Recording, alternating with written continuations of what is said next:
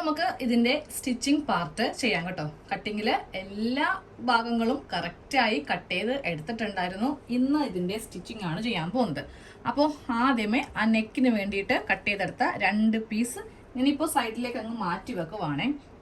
നമുക്ക് ഇപ്പോൾ ചെയ്യാനുള്ളത് ഫ്രണ്ട് പോർഷനിൽ 2 തുണി സൈഡിൽ വെച്ചാലേ കറക്റ്റ് ആ ഒരു ഫിറ്റിൽ നമുക്ക് കിട്ടത്തുള്ളൂ.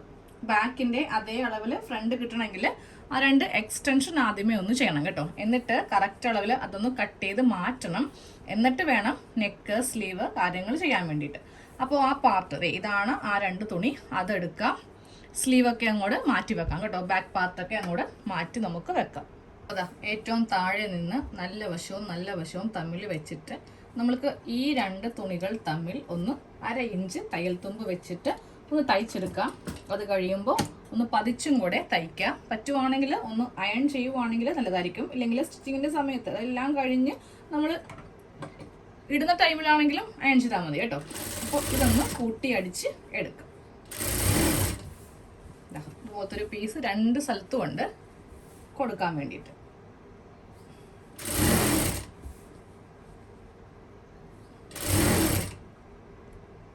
ഇതുപോലെ സൈഡില് എക്സ്റ്റൻഷൻ ചെയ്ത് കഴിഞ്ഞു കേട്ടോ. ഇങ്ങനെ അങ്ങ് തയ്ച്ചിട്ട് അതിന്റെ മീതേക്കൊന്ന് പതിച്ചും തയ്ച്ചിട്ടുണ്ട്. എന്നിട്ട് ഇതിന്റെ മീതെ ആ ബാക്ക് പാർട്ട് വെച്ച് കൊടുത്തു. ആ ഒരു 10 ഇഞ്ച് ഗ്യാപ്പ് ഇവിടെ ഇങ്ങനെ വിട്ടിട്ട് ആ ബാക്ക് പാർട്ട് ഇങ്ങനെ ഇതിന്റെ മീതൊക്കെ വെച്ച് കൊടുത്ത് ഇതിന്റെ സൈഡിൽ നിന്ന് കുറച്ച് തുണി കട്ട് ചെയ്ത് മാറ്റി. എന്നിട്ട് താഴെ ഭാഗവും ഇതുപോലെ ഇങ്ങനെ ലെവൽ ചെയ്ത് എടുത്തിട്ടുണ്ട്. ഇനി എന്തെങ്കിലും ഉണ്ടെങ്കിൽ നമുക്ക് ആ സ്റ്റിച്ചിങ്ങിന്റെ അവസാനം ചെയ്യാം കേട്ടോ. അപ്പോൾ നമ്മുടെ ഫ്രണ്ട് പാർട്ടാണ് ഈ കാണുന്നത്. ഫ്രണ്ട് പാർട്ടിൽ ഇത്രയും വ്യത്യാസം ഉണ്ടായിരുന്നു കേട്ടോ. ഇത് കൊടുത്തില്ല എന്നുണ്ടെങ്കിൽ ഒരു ഭംഗി ഉണ്ടാവില്ല കാണാൻ വേണ്ടിയിട്ട്. ഇനി നമുക്ക് ബാക്കിയുള്ള കാര്യങ്ങൾ ചെയ്യാം. എന്നിട്ട് ഇതേ പതിച്ചടിക്കുമ്പോൾ ഇങ്ങനെ ഇരിക്കും. ഒന്ന് നന്നായിട്ടൊന്ന് അയൺ ചെയ്താൽ മതി. എപ്പോഴുള്ള ഈ ഒരു ചുളിവും കൂടി അങ്ങോട്ട് പൊയ്ക്കോളും. ഇനി നമുക്കിതിൽ ഇവിടെ കുറച്ച് പ്ലീറ്റ്സ് ഒന്ന് തയ്ച്ച് കൊടുക്കാനുണ്ട്. ഫ്രണ്ട് ഇങ്ങനെയാണ് കട്ട് ചെയ്ത് കൊടുത്തത്. അപ്പോൾ ഇവിടെ ഇങ്ങനെ ചെറിയ പ്ലീറ്റ്സ് വെച്ചിട്ട് നമ്മളൊരു കഷ്ണം കട്ട് ചെയ്തെടുത്തിട്ടില്ലേ, ആ അളവിലേക്ക് വേണം ഇതിനെ ഒന്ന് വെച്ച് കൊടുക്കാൻ. ഇതെല്ലാം ഇതുപോലൊരു കഷ്ണമുണ്ട്. ഈ കഷ്ണത്തിന്റെ അളവിലേക്ക് ഇതിനെ ഇങ്ങനെ ഒന്ന് റെഡിയാക്കി എടുക്കണം. പിന്നെ ഞാൻ 2 കഷ്ണം ഉണ്ടായിരുന്നല്ലോ, അതിന്റെ ബാക്കില് ഫ്യൂസിങ് പേപ്പർ ഒന്ന് ഒട്ടിച്ചു കൊടുത്തു കേട്ടോ. ഫ്യൂസിങ് ഇല്ല എന്നുണ്ടെങ്കിൽ ക്യാൻവാസിന്റെ പേപ്പർ ആണെങ്കിലും മതി. ഇതുപോലെ ഒന്ന് ഒട്ടിച്ചു കൊടുക്കാൻ. ഇനി ഇതിൽ വേണം നമ്മൾക്ക് നെക്ക് ഇങ്ങനെ കൂടെ വെച്ചിട്ട് ഇവിടെ വേണം ഇനി നെക്കൊന്ന് മാർക്ക് ചെയ്ത് കൊടുക്കാൻ വേണ്ടിയിട്ട്. ഇതുപോലെ ചെറിയ പ്ലീറ്റ്സ് ഇങ്ങനെ അങ്ങ് ഇട്ട് കൊടുത്തു കേട്ടോ. ഇപ്പൊ ഇത്രയും നമ്മൾ റെഡിയാക്കി എടുത്തിട്ടുണ്ട്. ഇനി നമ്മൾക്ക് ഇതിൽ നെക്കൊന്ന് മാർക്ക് ചെയ്യാം. ഈ ഒരു പേപ്പർ 2 ആക്കി ഇതുപോലെ മടക്കിയിട്ട് ഞാനിപ്പോൾ ഇതിൽ ചെറിയൊരു നെക്കാണ് കൊടുക്കുന്നത്. വി നെക്ക് കൊടുക്കുന്നില്ല. നമുക്ക് ആദ്യം ഇതിന് വീതി കൊടുക്കാം. 3.25 ഇഞ്ച് വീതി കൊടുത്തു. താഴത്തേക്ക് ലെങ്ത്ത് ഞാനിവിടെ 3.5 ഇഞ്ചാണ് കൊടുക്കുന്നത് കേട്ടോ. ചെറിയ യു നെക്കാണ്. എന്നിട്ട് താഴത്തേക്കൊരു 2 ഇഞ്ചും കൂടെ ഇറക്കുന്നുണ്ട്. ഇതുപോലെ ഇങ്ങനെ 2 ഇഞ്ചും കൂടെ ഇറക്കിയിട്ടുണ്ട്. ഇവിടെയും ആ ഒരു മാർക്കിങ് 3.25 ഇഞ്ച് മാർക്കിങ് ചെയ്ത് കൊടുക്കുക. എന്നിട്ട് ഇതിനെ ഒന്ന് ബോക്സ് ആക്കുക. എന്നിട്ട് ഇതിൻ്റെ അകത്ത് നല്ല വൈഡായിട്ടുള്ള ഒരു യു, ഇതുപോലെ നല്ല വൈഡായിട്ടുള്ള യു വരച്ചു. എന്നിട്ട് ഇവിടെ ഒരു 1/4 ഇഞ്ച് കൊടുത്തു. 1/4 ഇഞ്ച് കൊടുത്തിട്ട് നമ്മൾക്ക് ഇങ്ങോട്ടേക്ക് ഇതേ ഒരു ഷേപ്പ് കൊടുക്കുക.